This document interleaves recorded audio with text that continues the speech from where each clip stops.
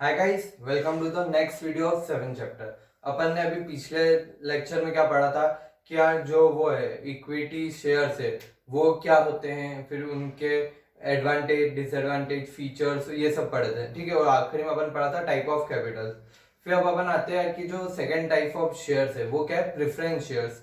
ये क्या होते हैं? प्रेफरेंस शेयर्स नाम से ही पता चल रहा है क्या? Preference shares. प्रेफरेंस शेयर्स मतलब कि ऐसे शेयर जिनको कुछ प्रेफरेंस मिला हो। प्रेफरेंस मतलब क्या? उनको कुछ एडवांटेज है ना?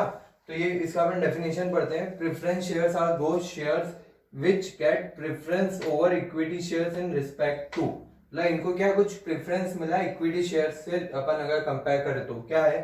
The payment of dividend. कि अगर जब भी डिविडेंड पे होगा, है ना, जब भी डिविडेंड पे होगा तो ये क्या बोलते हैं कि जो प्रेफरेंस शेयर है ना उनको पहले डिविडेंड मिलेगा और उसके बाद किसको मिलेगा? इक्विटी शेयर होल्डर्स को। ठीक है। अगर मान लो कंपनी ने इस बार 50 करोड़ रुपए कमाए, ठीक है, और प्रेफरेंस शेयर्स को अपने को 30 करोड़ देने हैं और बचे हुए किसके होते हैं? इक्विटी शेयर्स के। तो वो क्या होता है? पहले आप 30 करोड़ प्रेफरेंस वालों को दे दो और जो भी बचेगा, है ना, रेसिडुअल जो भी बचा कुछ आए तो वो किसको जाएगा? इक्विटी को। अगर कुछ मान लो 30 करोड़ ही कमा अपन ने तो आपको 30 करोड़ प्रेफरेंस शेयर्स को देने पड़ेंगे और बचा कुछ नहीं तो इक्विटी शेयर्स को आप कुछ नहीं दोगे। तो ये क्या बोल रहे हैं? क्या जो प्रेफरेंस शेयर्स को एक तो डिविडेंड के पेमेंट के टाइम प्रेफरेंस मिलता है और सेकंड का मिलता है the repayment of investment amount during winding up. मतलब जब भी कंपनी बंद हो रही है तब वो सबको फिर से पैसे लौटा देती है अपने। तो जब भी कंपनी बंद हुई ना तो जो भी रुपए होंगे पहले क्रेडिटर्स सब बाहर वालों को मिल जाएंगे। अब प्रेफरेंस शेयर होल्डर्स और इक्विटी शेयर होल्डर्स दोनों घर वाले ही है। तो वो क्या बोल रहे हैं कि पहले आप प्रेफरेंस वालों को दो, है ना, जो प्रेफरेंस शेयर होल्डर्स है ना उनको पहले पूरा पेमेंट कर दो। उनके जो इन्वेस्टमेंट या शेयर जितने के उन्होंने परचेज कर रखी थी उनको इतना दे दो पहले। ठीक है। और फिर जो भी बचा ना, अगर ज्यादा बचा तो वो भी इक्विटी का, अगर कम बचा तो वो भी इक्विटी का। ठीक है। तो ये क्या बोल रहे हैं? क्या प्रेफरेंस को डिविडेंड देते टाइम भी पहले उसको दो और जब वाइंडिंग अप होगी तो आपको उनको पेमेंट फिर से करना पड़ेगा, रीपैक। तो उस टाइम भी आप प्रेफरेंस को पहले दो, इक्विटी को बाद में देना। फीचर्स क्या है प्रेफरेंस शेयर्स के? Fixed rate of dividend. मतलब इस पे फिक्स्ड रेट ऑफ डिविडेंड मिलता है। मतलब क्या उन्होंने इशू करा है। अपन प्रेफरेंस शेयर्स के नाम कैसे होते हैं? 8% preference shares, 12% preference shares, 10% preference shares. मतलब कि इतना परसेंट हम आपको डिविडेंड देंगे, ये फिक्स हो जाता है। डिविडेंड मतलब प्रॉफिट का हिस्सा, है ना। कि वो क्या बोलती है कंपनी, अगर प्रॉफिट हुआ हमको तो आपने अगर 100 रुपए का प्रेफरेंस शेयर खरीदा है ना तो हम उसका 8% मतलब 8 रुपए आपको डिविडेंड देंगे। ये हमारा वादा है। अगर प्रॉफिट हुआ तो हम आपको 8 रुपए का डिविडेंड देंगे, अगर प्रॉफिट नहीं हुआ तो हम आपको कुछ नहीं देंगे। ठीक है। ये क्या हुआ? और इक्विटी शेयर्स में क्या होता है? उसमें कोई आगे परसेंटेज नहीं लगा होता। उसमें अगर प्रॉफिट ज्यादा है तो आपको ज्यादा मिलेगा, प्रॉफिट कम है तो आपको कम मिलेगा। सेकंड क्या है? No security. इसके अगेंस्ट में आपको कोई सिक्योरिटी नहीं रखनी पड़ेगी, कोई मतलब वो कोई भी चीज गिरवी नहीं रखनी पड़ेगी। Voting right. अब नॉर्मली क्या होता है कि प्रेफरेंस शेयर्स को वोटिंग राइट नहीं मिलते हैं, है ना। जब भी जनरल मीटिंग होती है सब इक्विटी वाले बैठते हैं तो उसमें प्रेफरेंस शेयर वालों को नहीं बुलाते हैं उसके लिए कि आप बताओ क्या ये काम करे नहीं करे। वो इक्विटी शेयर्स होल्डर्स होते हैं, वो वोटिंग करते हैं कि हाँ ठीक है ये काम होना चाहिए कि नहीं, वोटिंग करो। तो इक्विटी शेयर्स होल्डर ही करते हैं। पर एक ऐसा केस है जब प्रेफरेंस शेयर्स वाले ना वो भी वोट कर सकते हैं। वो क्या है कि अगर इनको 2 साल तक, लगातार 2 साल तक डिविडेंड नहीं मिला। डिविडेंड मतलब 2 साल कब नहीं मिलेगा कि कंपनी 2 साल में लॉस में जा रही है, ठीक है, तो आपने 2 साल इनको प्रेफरेंस वालों को पेमेंट ही नहीं करा डिविडेंड का। तो अगर 2 साल तक प्रेफरेंस शेयर होल्डर्स को डिविडेंड नहीं मिलता है तो उसके बाद वो वोट कर सकते हैं। पर इन जनरल अगर उनको डिविडेंड मिल रहा है बराबर तो वो वोट नहीं कर पाएंगे।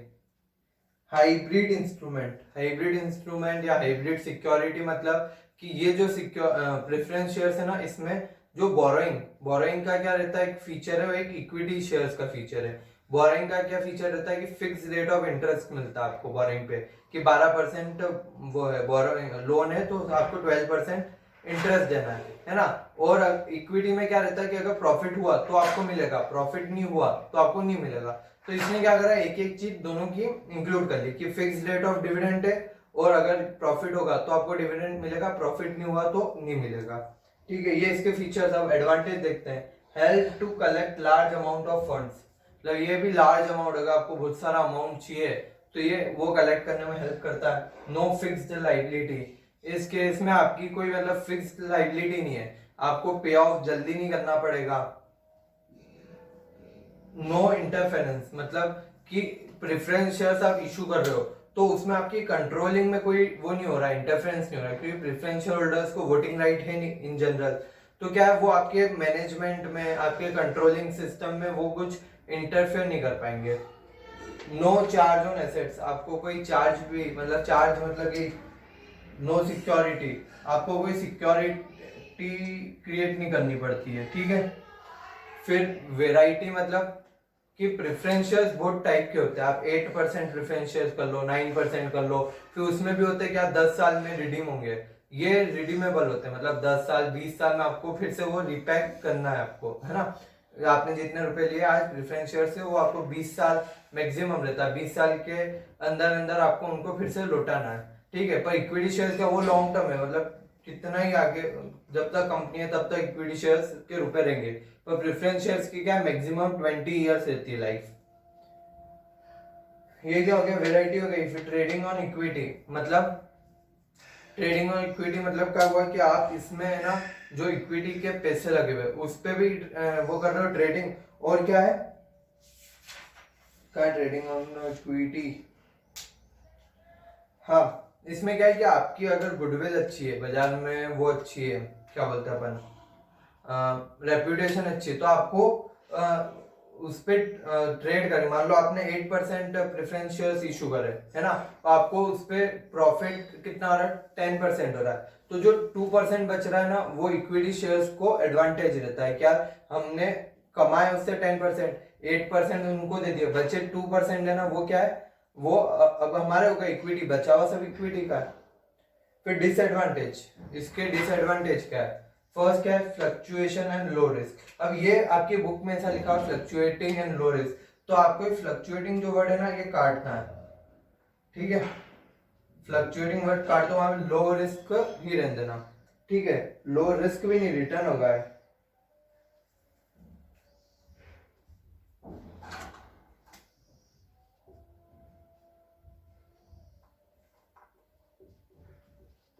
ये क्या, लो रिटर्न, मतलब क्या, जो प्रेफरेंस शेयर्स रहते हैं ना उन पे 8%, ये जो डिसाइड करते हैं ये लोग, मतलब जो डायरेक्टर्स जो इशू कर रही है कंपनी, तो वो डिसाइड करती है ना, जो इंटरेस्ट रेट मतलब 8% डिसाइड करा, तो वो क्या देखते हैं, क्या इक्विटी को हम कितना दे पा रहे हैं अभी तक, तो बोल रहे इक्विटी को अभी तक हम 12% दे पा रहे हैं, है ना, तो हमेशा वो क्या ट्राई करते हैं कि इक्विटी के से कम ही होना चाहिए उनका वो डिविडेंड रेट प्रेफरेंस का। उनको एक तो आप स्टेडी, मतलब एक जैसा डिविडेंड रेट फिक्स कर दिया आपने, ठीक है, तो उस केस में वो जो रेट रहता है वो कम रहता है, क्योंकि उसमें रिस्क कम है, तो आपको रिटर्न भी कम ही मिलेगा।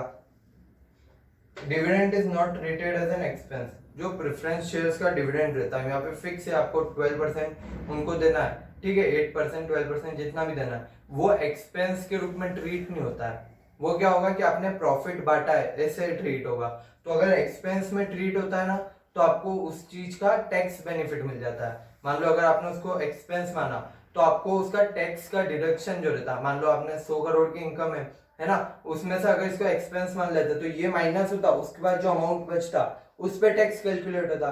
पर रियल में क्या होता है, डिविडेंड है ना, ये इसको एक्सपेंस नहीं मानते, तो उससे क्या होता है कि आपको 100 करोड़ पूरे पे ही टैक्स देना पड़ेगा, जो बचता है ना वो बच नहीं पाएगा।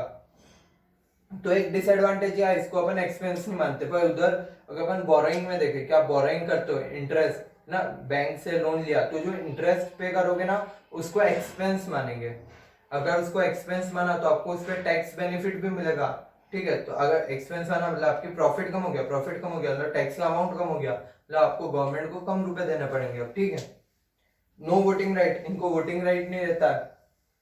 फिक्स्ड ऑब्लिगेशन, मतलब कि कंपनी के ऊपर एक फिक्स्ड ऑब्लिगेशन हो जाती है कि अब हमको 8% इनको देना ही देना है। कभी कम प्रॉफिट हो रहा है तो इक्विटी वाले फिर रह जाते हैं, सब रुपए प्रेफरेंस वालों को देने में निकल जाते हैं प्रॉफिट के, ठीक है।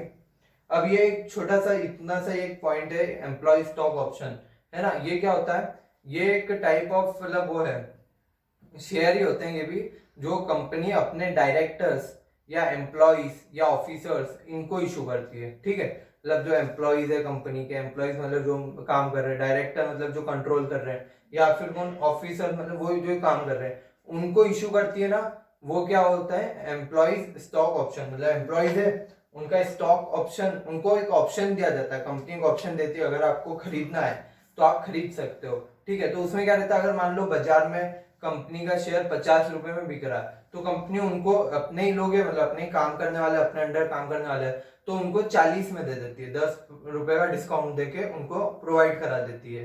ठीक है, अपन इसकी डेफिनेशन एक बार पढ़ते हैं।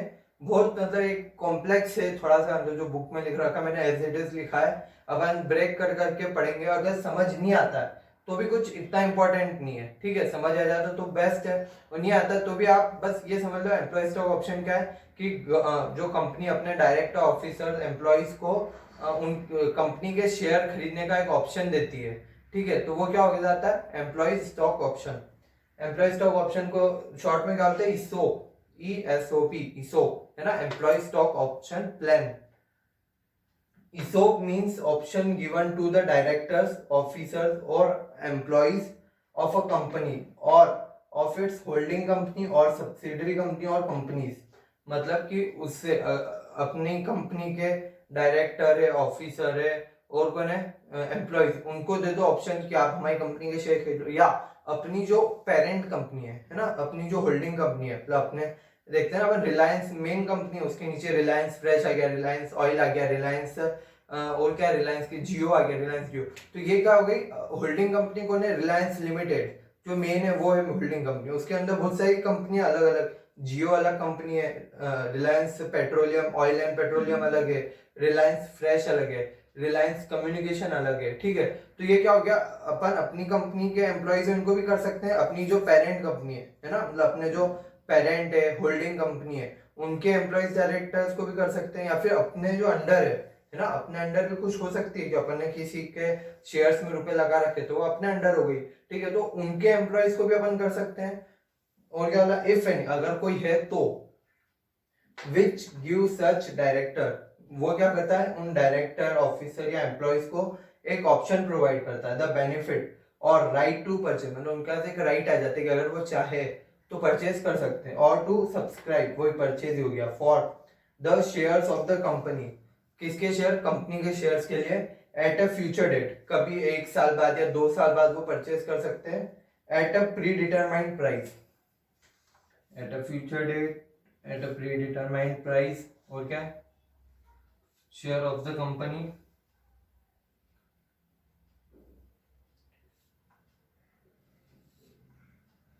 और क्या इंपॉर्टेंट है, which gives such director, officer, employees the benefit और राइट टू परचेज। ठीक है, ये जो रेड से मार्क करे ना ये इंपॉर्टेंट है, ये ब्रेक है ना बीच में अलग अलग है पूरा। अपन क्या याद क्या रखना है, so means option given to the director, officers और employees which gives them the right to purchase the shares of the company at a future date at predetermined price। ठीक है, आप ये भी अगर एग्जाम में 1 मार्क्स के लिए आ सकता है, इससे ज्यादा में नहीं आएगा ये। अगर पूछते भी है कि what is employee stock option, please explain, तो आप बस ये लिख देना, so means option given to the director, officer और एम्प्लॉइज। ठीक है, टू एम्प्लॉइज टू, या क्या था, which gives them right to purchase, है ना, which give them right to purchase shares of the company at a future date at a predetermined price. ठीक है, ये स्कोप अपना हो गया कंप्लीट। अब आप नेक्स्ट वीडियो में अपन पढ़ेंगे जो रिटेन्ड अर्निंग, या अपन पढ़ते हैं एक्यूमुलेटेड प्रॉफिट, उसके बारे में पढ़ेंगे। Okay, thank you.